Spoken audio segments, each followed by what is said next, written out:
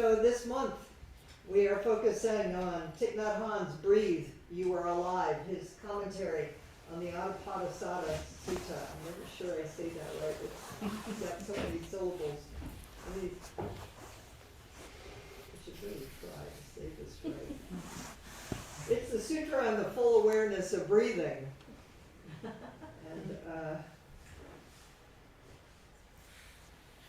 And I'm once again, I spent time studying this morning, looking at different commentaries, and I just come back and I think, Thich Nhat Hanh was amazing. He really made things accessible. He opened things, continues to open things. So I was going to include some other commentaries, and maybe I did, I can't remember in my notes, but mostly I came back and thought, oh, I don't think I can prove what Thich Nhat Hanh. Maybe I'll add something because it will make it interesting. Announcements. So Mary Ann will be here leading on Thursday. I will be at Tassajara with my son and daughter-in-law celebrating Mother's Day, which is really sweet. I'm really looking forward to it. I was thinking Shelley and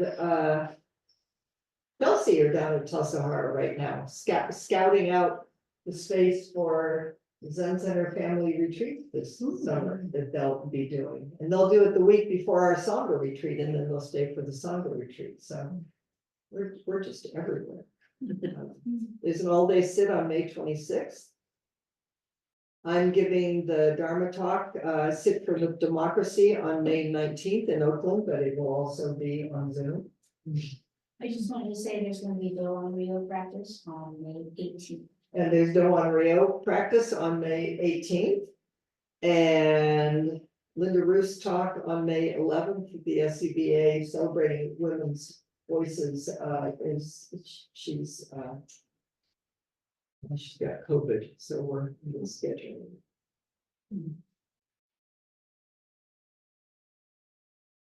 So I was thinking, Suzuki Roshi kind of famously said that what we do is Hinayana practice with Mahayana spirit or mind. And I was sitting here thinking, I mean, besides in and out, I was thinking, I always love that, but what does that mean? What was he pointing at? What does that mean?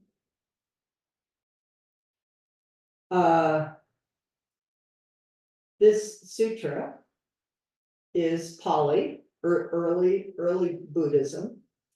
And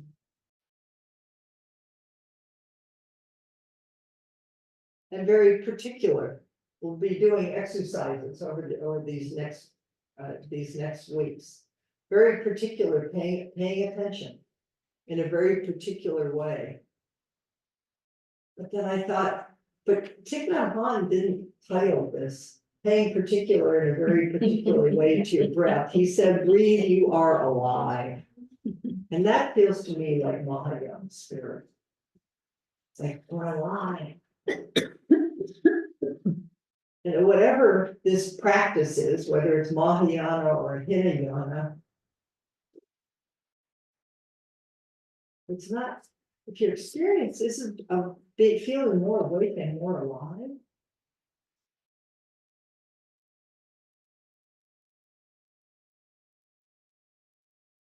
keep coming back and keep being curious. Because it's not about getting smaller, it's about getting bigger. It's about being as big as the whole world and breathing and knowing that you're alive with everything. And then appropriate response, bodhisattva response. So Theravada practice is, and if you're wandering all over the place in your mind and getting caught up in all your feelings, just like this and that, and buffed around, it's going to be really hard to notice the wind on your cheek, much less to have the stability and ground to experience the suffering and joy of alive. So what a beautiful thing that you did, that you named this. So we started last Tuesday. I did some introduction on Thursday. I'm going to do a little backup for us today, and then we'll proceed further. There are 6 sections to the sutta. And they are based in the 4 establishments. Thich Nhat Hanh calls them the 4 establishments. I've always called them the 4 foundations of mindfulness, which he says is the heart of the sutra, the Satipatthana Sutra. We've studied it in the past and we'll go back and do it again.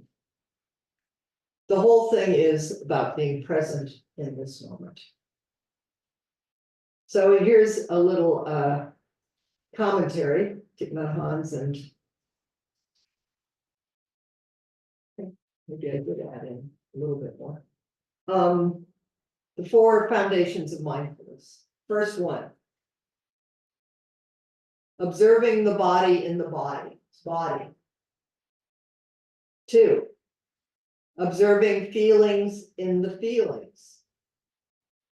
Body, feelings. 3rd, observing the mind in the mind. And 4, observing the objects of mind in the objects of mind.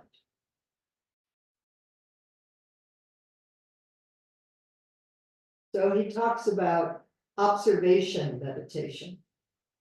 The experience isn't to jump out of your body and to observe your body, or to distance yourself from your feelings so that you can look at those feelings and see what's going on, and to have a commentary going about whether it's pleasant, unpleasant, or neutral. It's not about getting up above your mind to be able to figure out what's going on in here and fix it. And objects of mind. All of it is, it's really Zazen body, is settle down right in the midst of this very present moment, awake and aware. Body.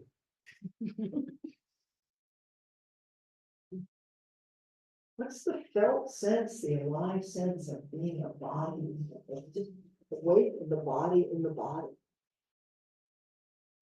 What's the felt sense of feelings, of the arising of like it, don't like it, didn't even notice it? Just the arising and falling of feelings. Oh, anger, oh, sad, oh, grief. An enormous play of alive happening. Mind.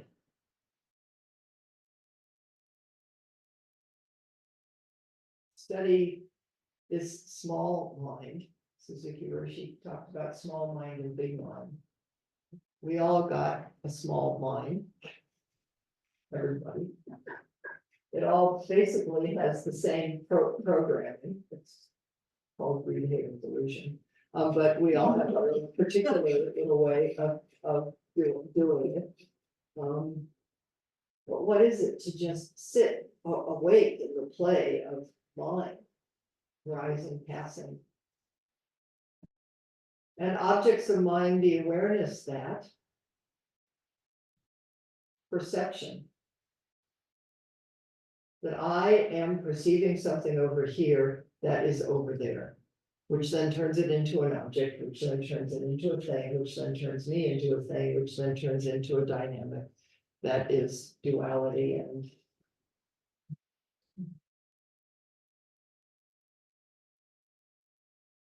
what flows out from that is generally what we call suffering, because it sets us up, one thing against the other thing.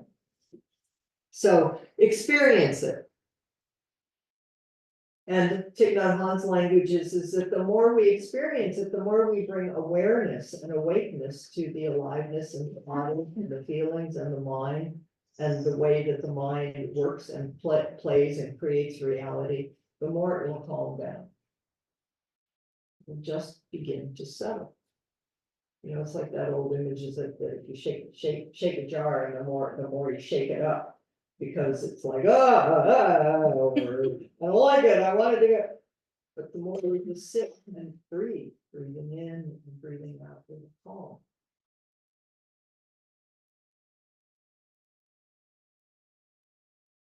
And the more things calm, the more we can just look deeply into their nature, which is, I thought this was all me, and it was all happening out there, and it's all reactive and this and that. But it's just a play of life. And we begin to get a sense and a taste.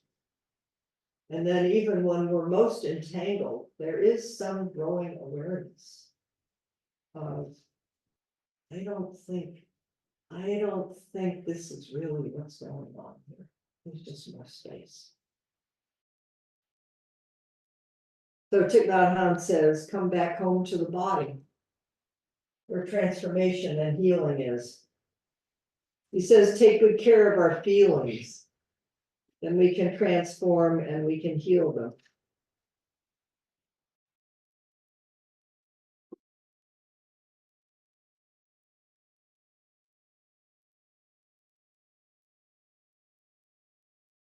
We become more and more aware of the process of feeling itself, which is revealed to be a ceaseless flux of feelings arising and dissolving one after another without a pause. I think that might be deeper, Bodhi.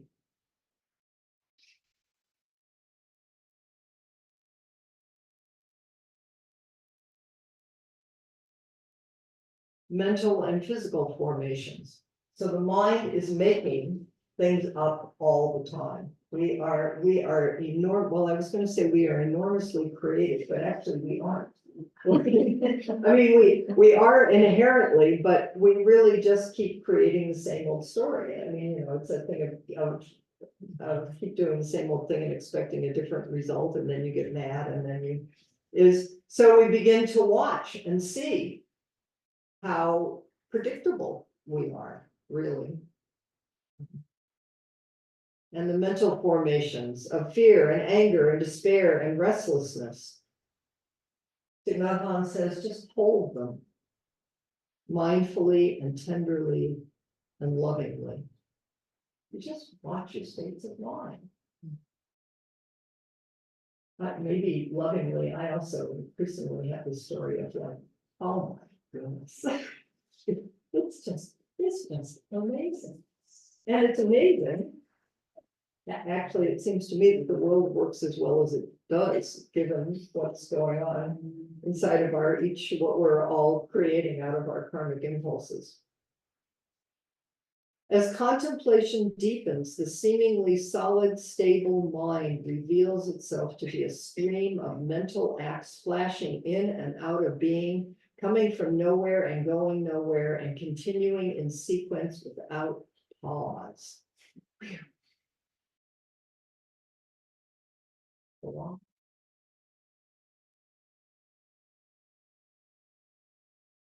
And then perceptions of objects out there. Formations are all objects of our perception, coming through this perceptive apparatus here. When in fact, every moment is a complete horizon of everything. Like this moment is 100 million causes and conditions coming together in this moment. And I've said this before, but I more and more feel this sense of compassion for what it is to be a little human being trying to figure out who we are and what we're doing and make sense out of this world that is the myriad things are coming forward to enlighten us in each moment. And the self, if we don't have a steady ground, breathing in and breathing out, the self is just gonna keep trying to make it controllable and knowable.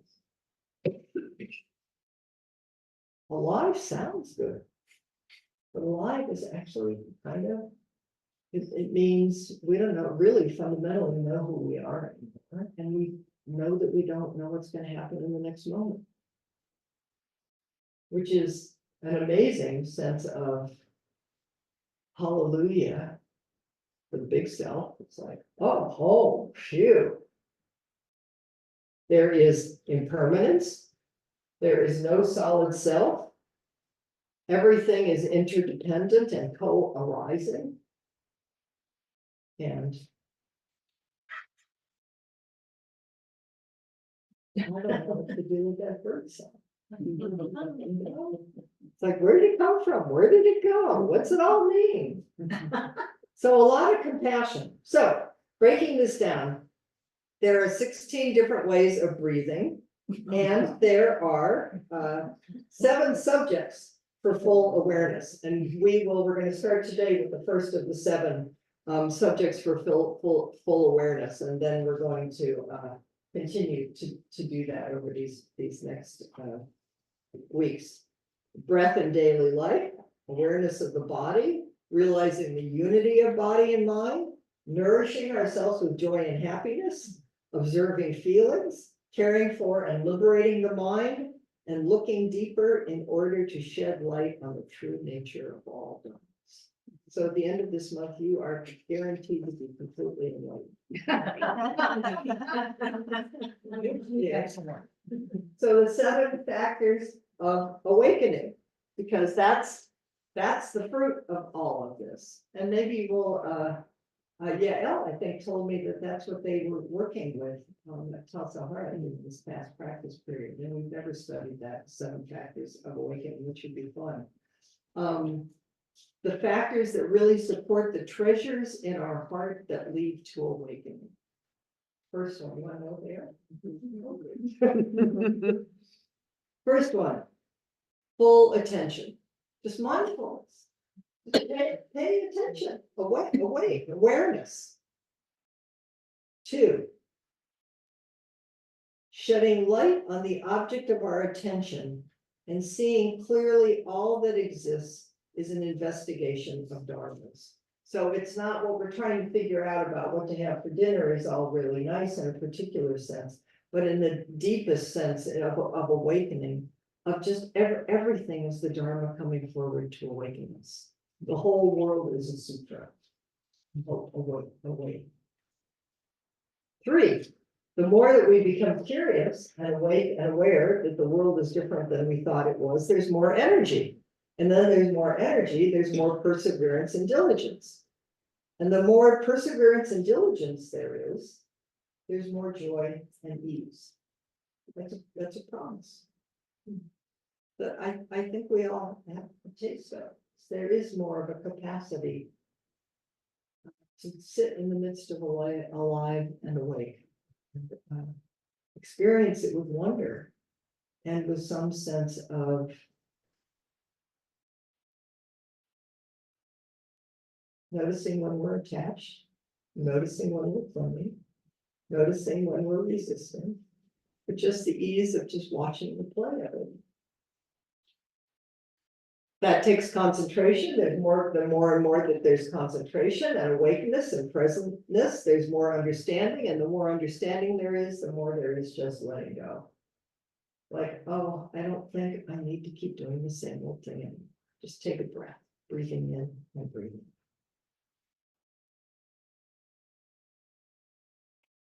Those are the first 4 sections of the sutra. The 5th one is emancipation, which means freedom. And the 5th one is the conclusion. But what I want to do today, in addition to all of this, is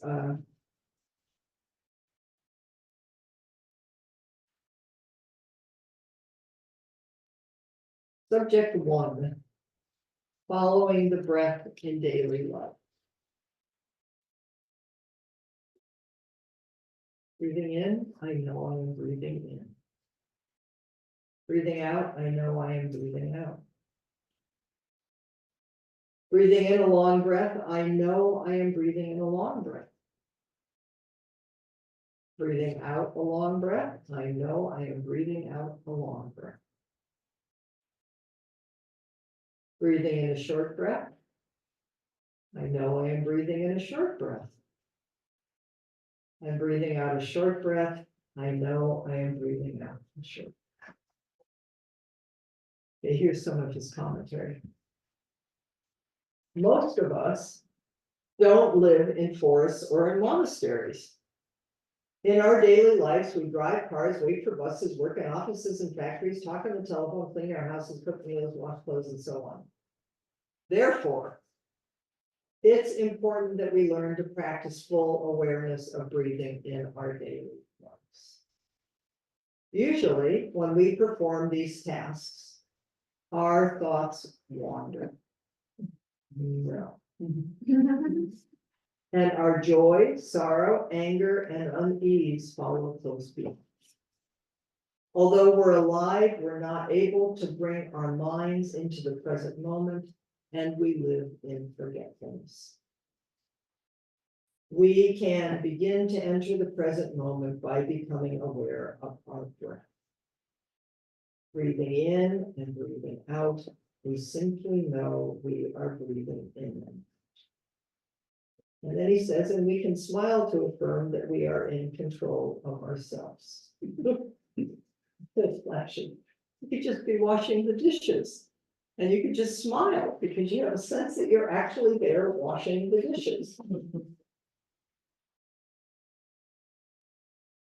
Stopping the random progression of thoughts and no longer living in forgetfulness are giant steps forward in our meditation practice. We can realize this by following our breath and combining it with awareness in each daily activity. Okay, so a story just came to mind. I remember living at Green Gulch Farm and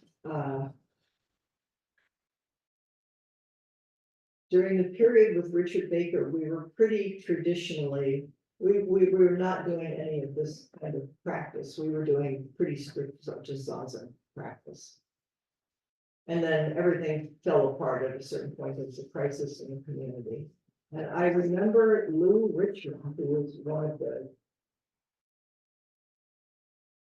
junior teachers, decided that he would suggest to all of us, because we must have all been kind of wandering around, bumping into walls or whatever we were doing. We were not happy campers because life wasn't turning out the way that we thought it was going to.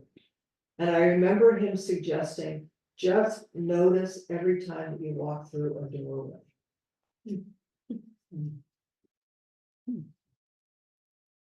Go ahead. It's remarkably humbling. Just notice when you're washing a dish.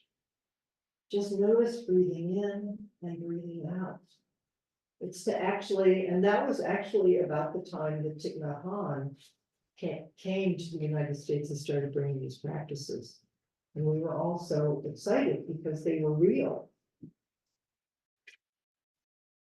There are people who have no peace or joy because they cannot stop their unnecessary thinking, just to be present here.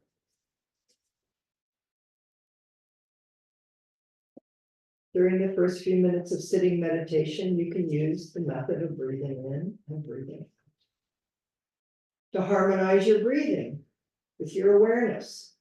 And if it seems necessary, you can continue following your breath with full awareness throughout the entire period.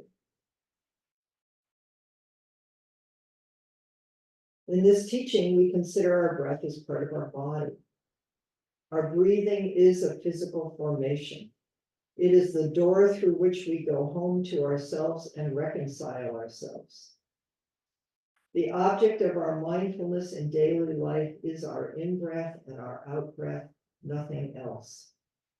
We identify our in-breath as our in-breath and our out-breath as our out-breath. In is no longer a word, it is the reality of our in-breath and all our stopping things. Just in. Out. We don't suppress our thinking or make an effort to stop it. We just really enjoy our in-breath 100%. And then thinking stops.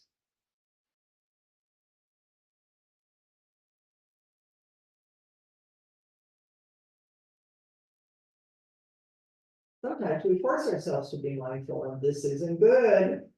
Mindfulness is very enjoyable. The key is to make it interesting and pleasant. If concentration is here, then insight will be born. Mindfulness, concentration, and insight give birth to one another. Mindfulness carries the energy of concentration within itself, and concentration carries the energy of insight within itself.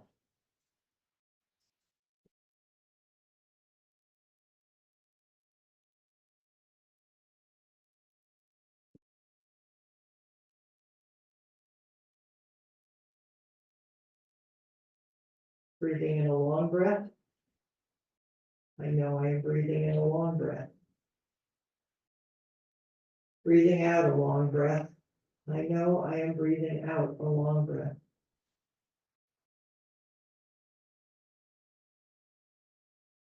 Breathing in a short breath. I know I am breathing in a short breath. And breathing out a short breath. I know I am breathing out a short breath. Our breath is usually short at first, but as we practice, our breath slows down and deepens.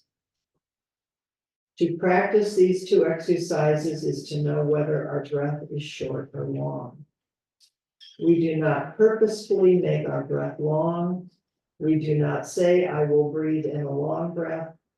Strictly speaking, we should say, breathing in, I know I am breathing in a long or a short breath.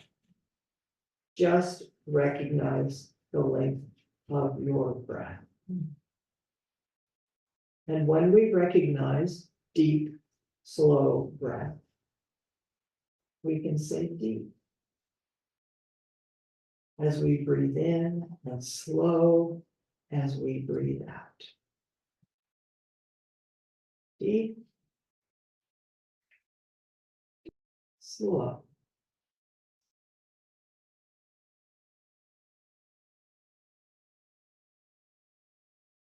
Sometimes we think and worry nonstop. It is like having a cassette tape continually turning in our minds. You're not cassette tapes.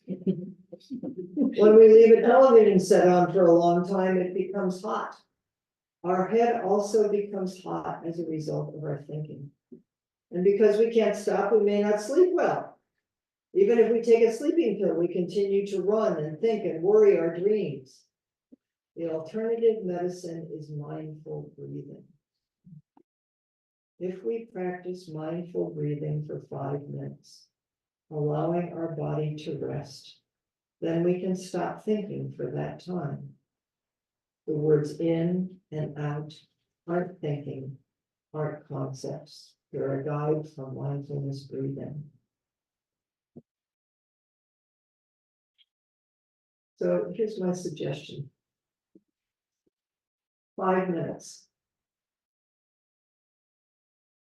In. Deep.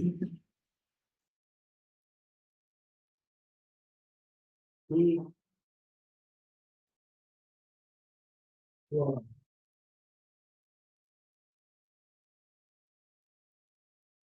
Breathing in, I know I'm breathing in. Breathing out, I know I'm breathing out.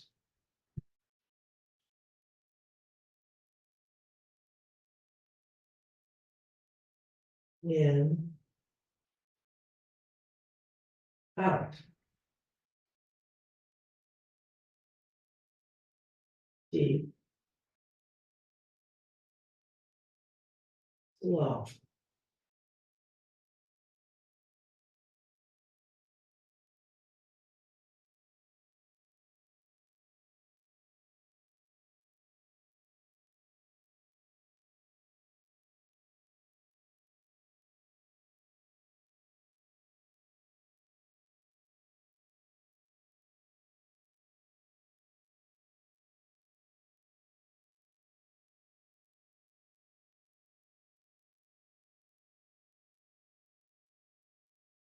In, out.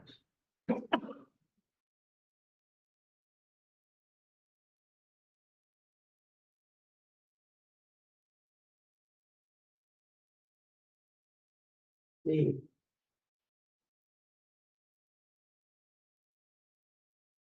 Slow.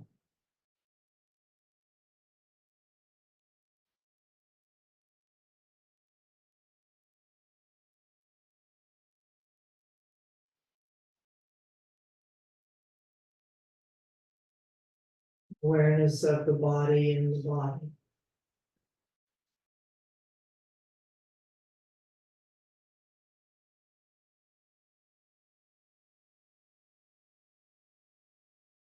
In. Out.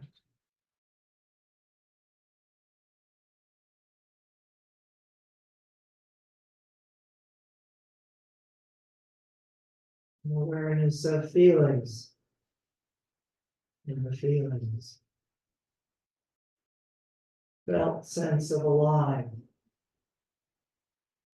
In. Out.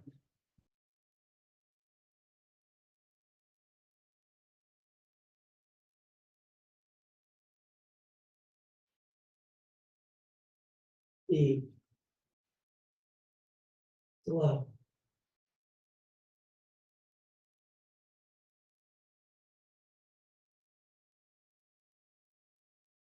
Awareness of the mind in the mind.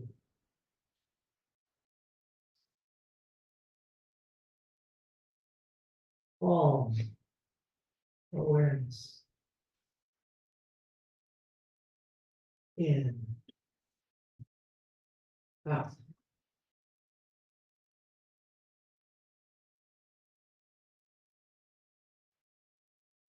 Deep. Slow.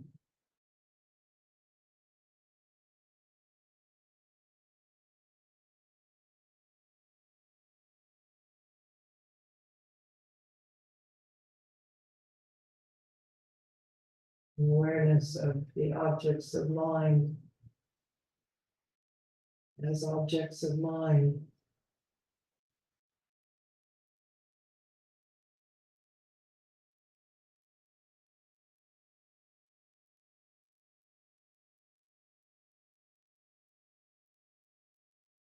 In. Out.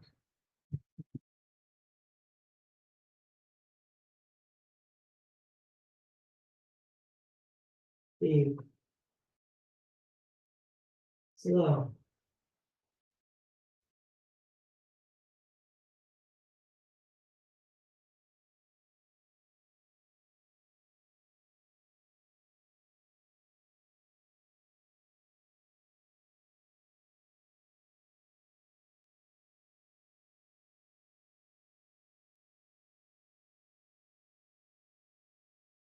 Now, what is impermanence?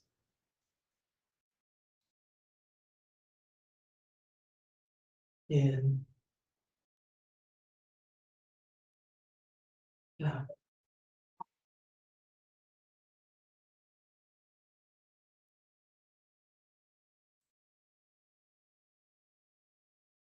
Deep. Slow.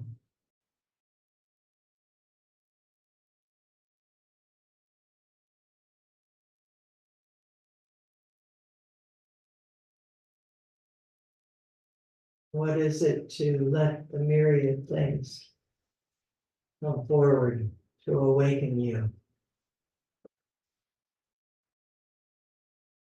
In.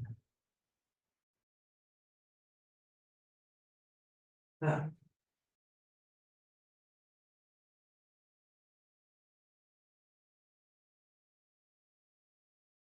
Deep. Slow.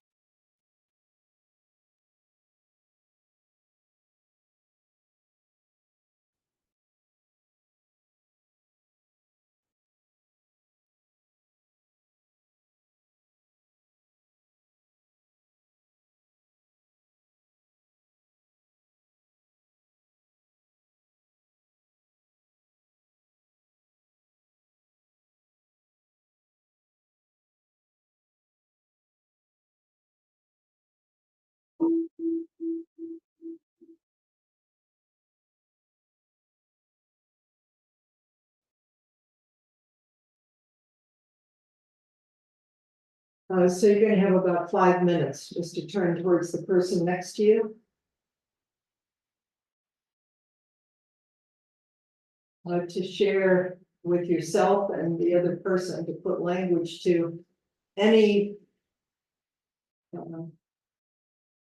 change in perception, change in beingness or presence that you just experienced, and how might you imagine it might change your daily life and activities. Yeah. Okay, or anything else that arises. So, I'll put all of you guys in the field.